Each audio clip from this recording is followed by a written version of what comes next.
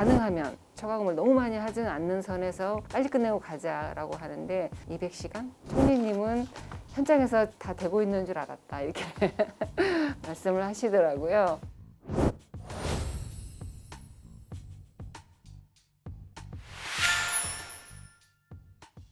주 6일 근무 기본 하고요. 교대로 돌아가면서 상황 근무를 또 하고요. 저녁까지. 그리고 또 저녁 다 퇴근해도 24시간 핫라인이 또 있어야 되거든요. 이제 보건소에서 검사하시는 분들은 다음날 아침에 보통 결과가 나오지만 관내에도 2개 병원이 있어요. 2개 병원은 야간 확진자들도 많이 나와요. 야간 확진자.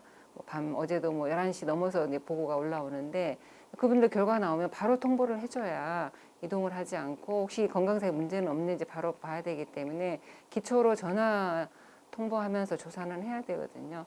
그러니까 이제 밤이 없죠.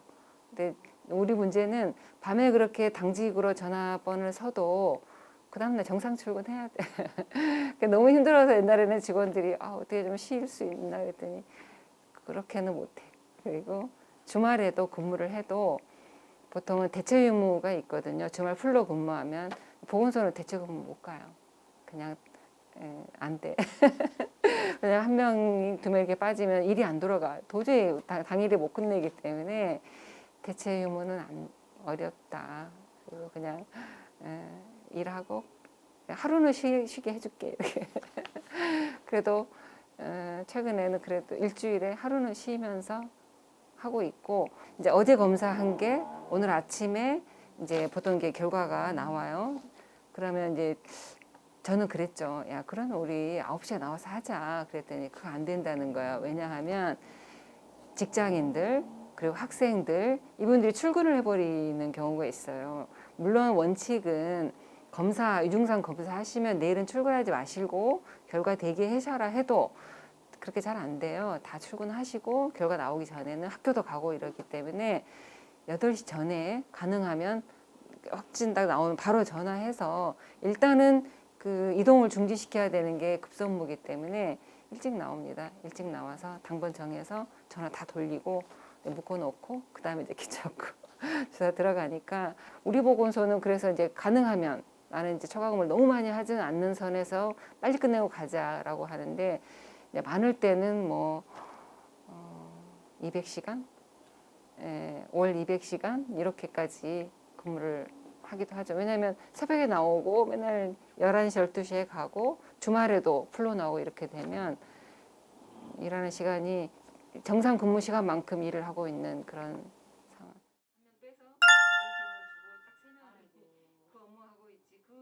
결과적으로는 그렇게 말할 수 있죠. 사실은 단계적 일상 회복이라고 용어를 쓰려면은 그 단계가 미리 준비가 돼 있었어야 되는데 준비하지 않고 사실 확 풀었지 않나요? 11월 달에 확 풀었지. 왜 단계적이라는 아마 그 다음 단계까지 나아갈 걸 생각하고 단계적이라고 1단계를 시작한 건데 그 1단계가 제가 생각해 너무 확 푸른 것 같고 그 단계까지 가기 전에 사전에 준비해야 될 게 저는 굉장히 많았다고 생각해요. 아까 그 중수본에서 병상은 준비가 돼 있다. 10,000명까지 대비가 돼 있다고 했지만 저희 현장에서는 10,000명까지 대비가 전혀 돼 있지 않았거든요. 왜냐하면 한참 3,000명대 나올 때도 저희 굉장히 힘들었어요. 왜냐하면 인력이 부족하다 보니까 하루에 환자가 10명만 나와도 힘들 때란 말이죠. 10,000명이면 도대체 우리가 환자가 하루에 100명이 나온다는 얘기인데 이게 가능한 얘기냐. 우리 못한다. 이렇게 현장에서 생각하는데 대비가 돼 있다 이렇게 말을 해서 도대체 어떻게 하겠다는 건지. 그러니까 단계적으로 가려면 보건소에는 방역 인력도 충분히 사실은 2~3배까지 확충이 이미 돼 있어서 준비가 돼 있었어야 되고 그리고 재택치료도 저희가 불만은 그래요. 항상 우리 정부가 물론 최선을 다해서 하고 있지만 약간 결정이 늦어요. 늦은 결정이 있고 그러면서 추진은 긴급하게 너무 신속하게 추진을 하려고 해요. 그러니까 결정이 재택치료를 확대하겠다는 것이 이 11월에 나왔어야 되는 게 아니고 지난 연초부터 저는 준비했어야 된다고 생각하거든요. 경기도도 지난 12월에 확진자가 많이 늘면서 자택 대기자들이 많이 있었어요. 병상을 가지 못하고 그때부터 재택 치료가 이미 논의가 되기 시작됐었죠. 그리고 경기도는 조금 준비를 하면서 작게 시작을 했어요. 본격적으로 되려면은 경기도만이 아니라 전국적으로 정부에서도 준비를 좀 하면서 시간이 많이 있었잖아요. 지난 연초부터 해서 지금까지. 그러면 거기에 대한 준비, 우리 그러면 그걸 하기 위한 훈련과 뭐 교육이라든가 또 병원도 병원대로 준비할 시간을 주고 이렇게 하면서 준비해놓고 풀었으면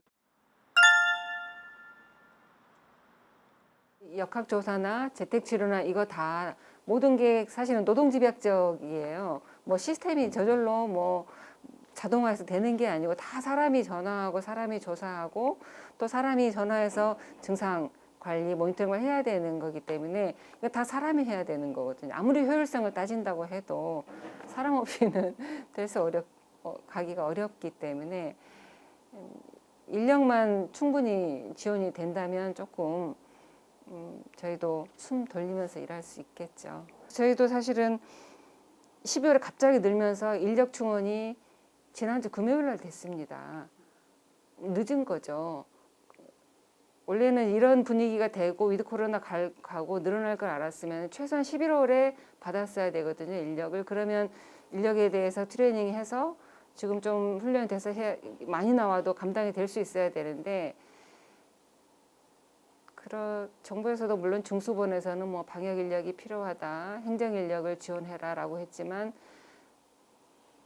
지난주에 그 총리님하고 보건수석 몇 분 간담회가 있었는데 총리님은 현장에서 다 되고 있는 줄 알았다 이렇게 말씀을 하시더라고요. 현장에서는 솔직히 되게 뭐가 됐습니까 이렇게 얘기하는 거죠. 지역마다 차이가 많아요. 이제 우리도 저희도 강하게 이제 시장님한테 건의를 드리고 해서 굉장히 어렵게 20명이 지원이 됐습니다. 네. 그 과정도 순탄치는 않았어요. 그리고 또 걱정스러운 거는 이분들이 한 3주 후에 또 이제 복귀하고 그때 또 새로운 사람을 받아서 해야 되는 그런 상황이기 때문에 없는 것보다 지원이 없는 것보다는 당연히 도움이 많이 되지만 그런 교체될 때마다 우리 정말 되게 힘들겠다 이런 생각하고 있죠. 인력 충원 내년도에 추가로 3명씩 뭐 해주는 걸로 내려와가지고 채용하면은 빠르면 4월이면 채용이 될 거라고 하는데 그 사이는 3명 갖고는 턱없이 부족하고 그럼 그 4월까지는 또 어쩔 수 없이 지금 상태가 뭐 유지돼야죠. 작년에 저희도 이제 12월 말경에 집단 발병이 있었어요. 관내 기업체에서 우리 그 상황실 직원들이 밤 1월 1일을 사무실에서 맞이했어요. 일이 안 끝나. 왜냐하면 접촉자 분류해서 밤에 다 통보하고 근데 외국인 노동자들이 많았거든요.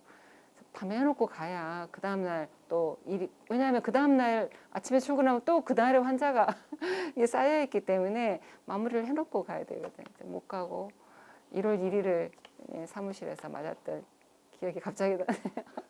이번 연말은 집에 일찍 가는 것으로 됐으면 좋겠네요.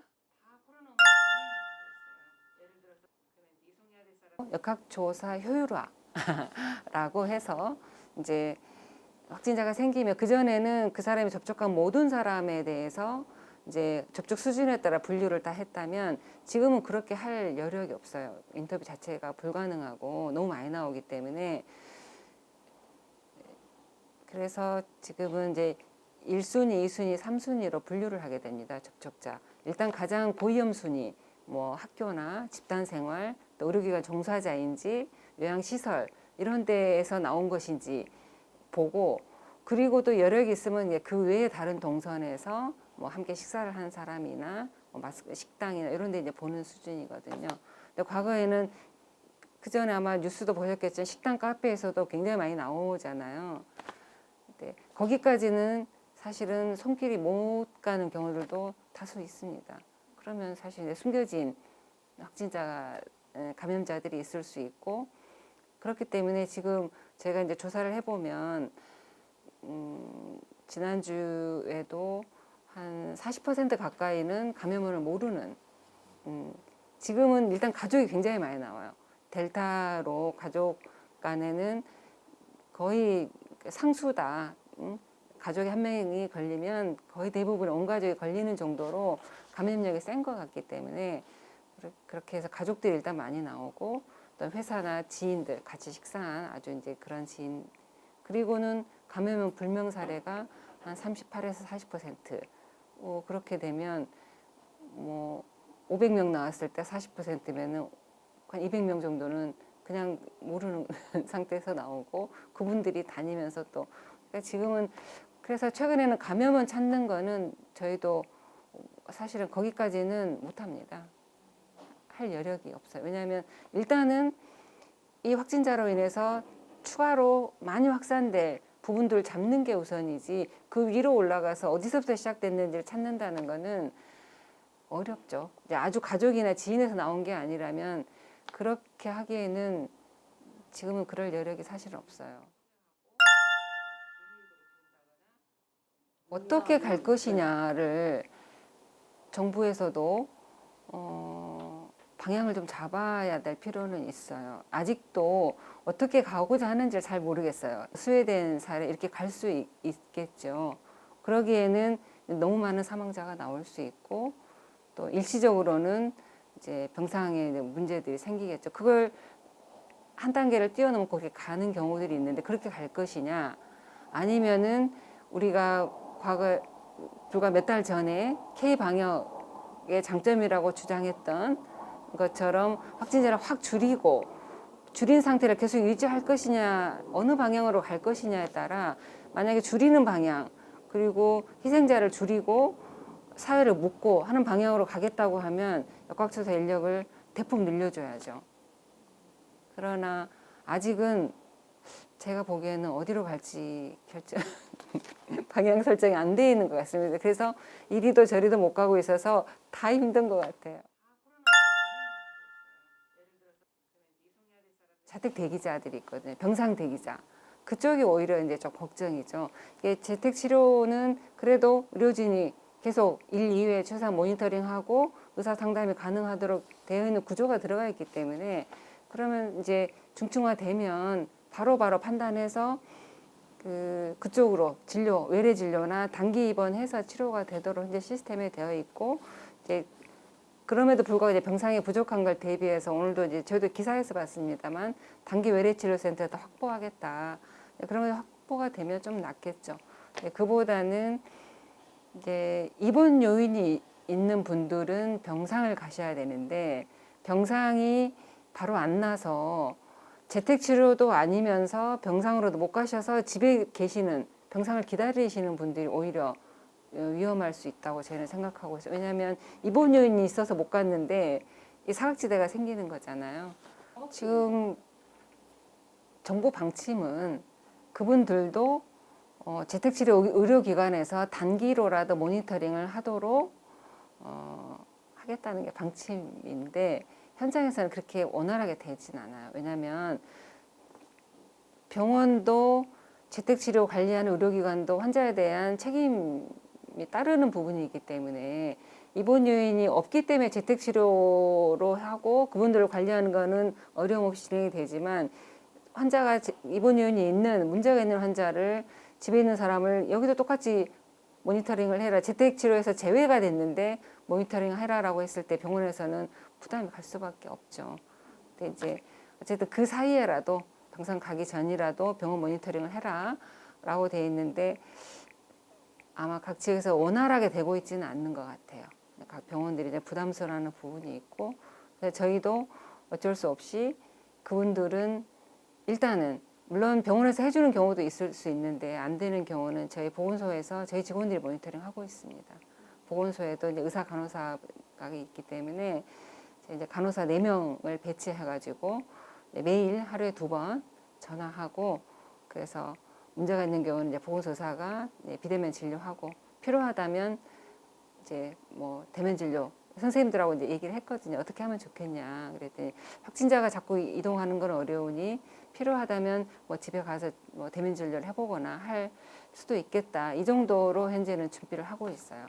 근데 아직까지는 뭐 긴급한 상황은 없었으니까 사실은 살얼음을 걷는 거죠. 뭐 가끔 보셨겠지만 자택 대기 중 사망자가 있기 때문에 언제 그런 일이 발생할지 저희도 알 수 없고 그렇지는 않아야 되기 때문에 뭐 최대한 노력은 하고 있죠. 그러나 뭐 걱정입니다. 그런 부분들이. 최근에 이제 확진자가 심할 때는 20%가량, 많이 나올 때는 이 유아, 아동에서 많이 나오거든요. 이제 교육부가 이제 접종이 학생들 시작하고 있을 때 교육부의 초창기 입장은 자율접종이다. 절대 강제하지 않겠다. 그러니 부모들이 판단해서 그런 메시지를 사실 줬죠. 그런 메시지를 줬고 그러면서도 전면 등교하겠다. 11월 달부터. 그 두 가지가 약간 상충되는데 두 가지를 같이 밀어붙였단 말이에요. 그래서 저희는 사실 그 전까지 전면 등교하지 않고 교차로 등교하거나 할 때만 해도 확진이 이렇게 많이 나오지 않았어요.